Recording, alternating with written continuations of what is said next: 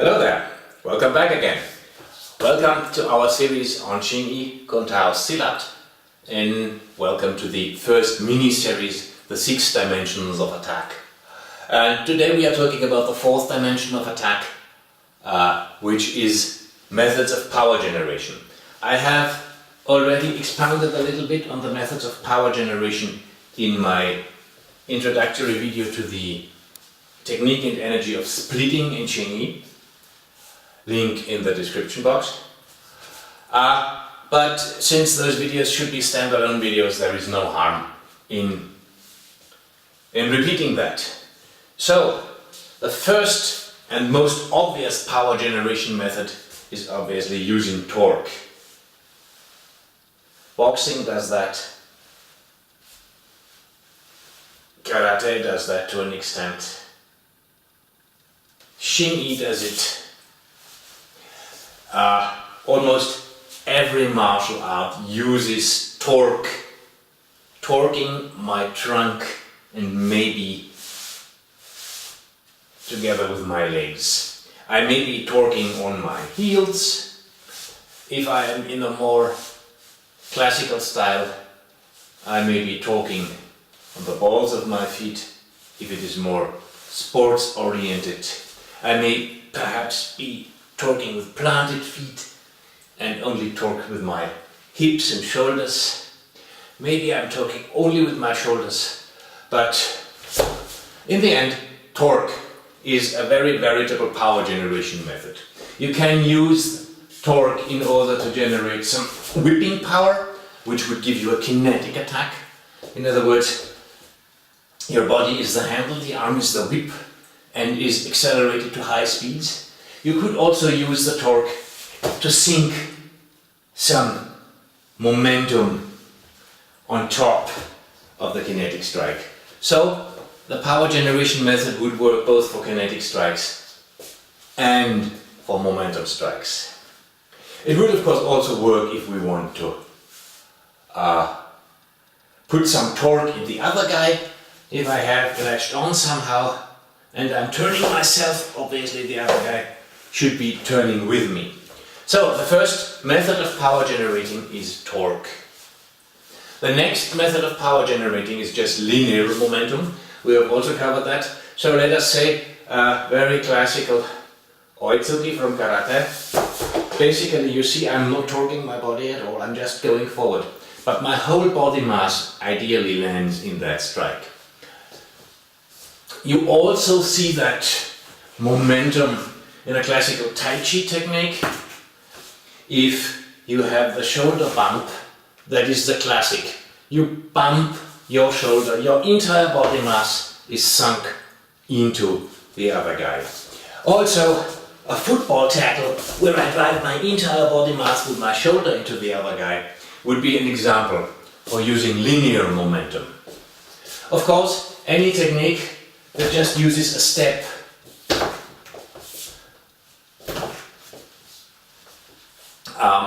will use momentum. The third method of power generation is using gravity. If I simply drop, I drop energy into the other guy.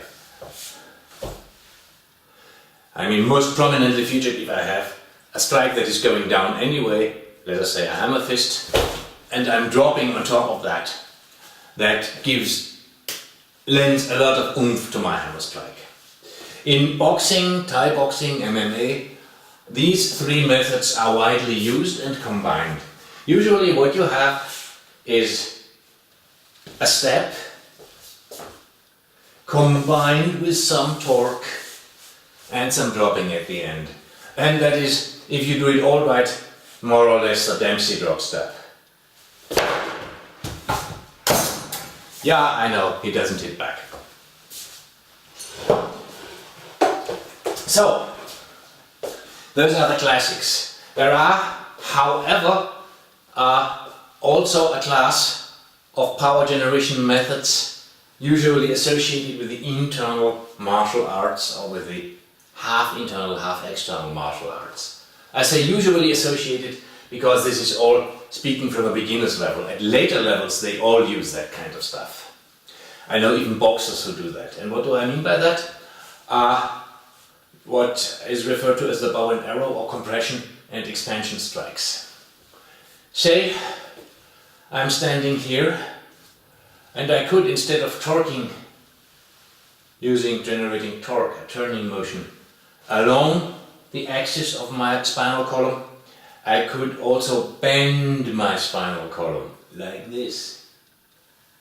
So, in a very exaggerated motion, something like this, obviously when I bend my entire body forward, that also can generate power. Of course, if I also stick my back out, as I did here, that breaks my line of power. So what I'm done with is a motion like this. Basically, as if I'm doing crunches, only stand up. And that generates power. That is used to generate some pretty awesome short-range power, because even if I cannot do much else, I can almost always do that kind of crunch and generate power. Of course, that is what you would call a compression strike, because I compress my chest.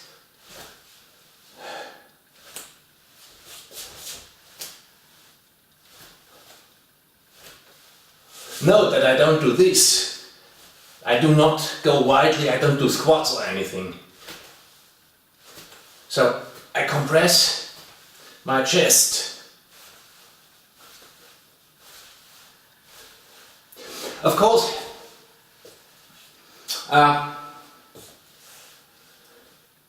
if I am already in the sunken in position, then I can do this. Oh, what was that? Yeah, right. That's called an expansion strike. In other words, when I'm compressed, I'm loaded for an expansion strike, and when I'm expanded, I'm loaded for a compression strike.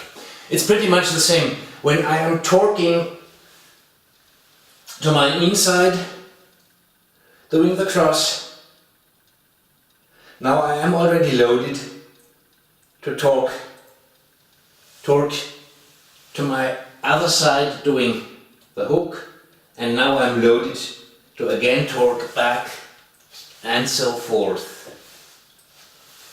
So, doing the one will load you for the other. The same is true. There is also, when I use gravity, usually we only talk about sinking down, but now I'm all down. So now I'm poised to give a rising strike, where also gravity helps me. In the falling strike, it's easy to see how gravity helps me, because it sinks my weight down in the guy. Now, when I'm raising up, the gravity that pulls him down and against which he wants to hold himself up lends power to my strike. So, when I'm doing a drop, I'm posed for a rise. When I'm doing a compression, I'm posed for an expansion. When I'm doing a torque in one direction, I'm posed for a torque in the other direction. The only technique where this is not quite so easy is linear momentum. When I drop a lot of energy with linear momentum with a lunge step, for instance, then I'm not automatically posed to do the next thing. I need some additional footwork to again be posed to do linear momentum. But the others are reciprocal. Of course, now then there are also combination methods that we will go into. Let us say I'm turning and compressing. You came in, I rolled away. Now I'm compressed. See, he attacked. Would have hit me here. I'm turning away and compressing and sinking down. Now I'm turning back. Turning, torquing, expanding and rising up. And what you would have here would be pounding, the classical fire technique from Hsing. And when done right, this can throw the other guy and dump a lot of kinetic energy. In other words, he might get thrown and have some broken ribs. And what we did was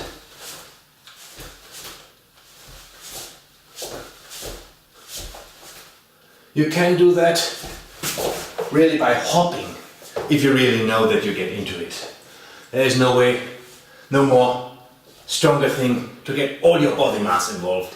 But that hopping thing is to be taken with a grain of salt, especially since that will give you enough. And now you could even do, you see how that works? You always, by executing one kind of attack on your opponent, you wind up to do the next kind of attack. So that concludes our overview over the power generation methods. They are classical torquing, linear momentum that's mostly done with a step, but could also be a shoulder strike or a classical tackle, all dumping momentum linearly into the opponent. We could have dropping or rising, and we could have compression and expansion.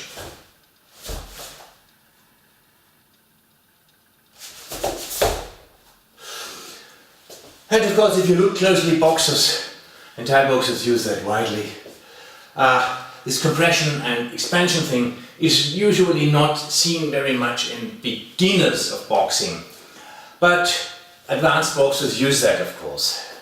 Like I said, the internal martial arts from China have specialized on that, and the Kuntao Silat versions, in other words, the blends of Chinese martial arts, native Indonesian, Javanese and Filipino martial arts, and quite frankly speaking, some European martial arts brought there by the Spaniards and the Dutch, which also flow into the Kuntao Silat solutions to the problem of combat.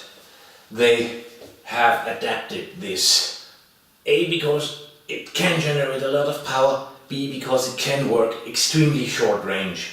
Also, we have now only spoken about how to use these power generation methods in order to get some oomph into your strikes or some speed into your strikes, right? The very same methods could also be used in order to facilitate very quick and still sure-footed footwork, but that will be stuff for another video. For the moment, that was it on the methods of power generation. As always, thank you for watching. If you liked it, subscribe, thumbs up. The next thing that we are going to watch is what I would call the mode of attack. If you don't know what that is, look the next video and you will know. Until then, thank you for your time, take care and have a nice day.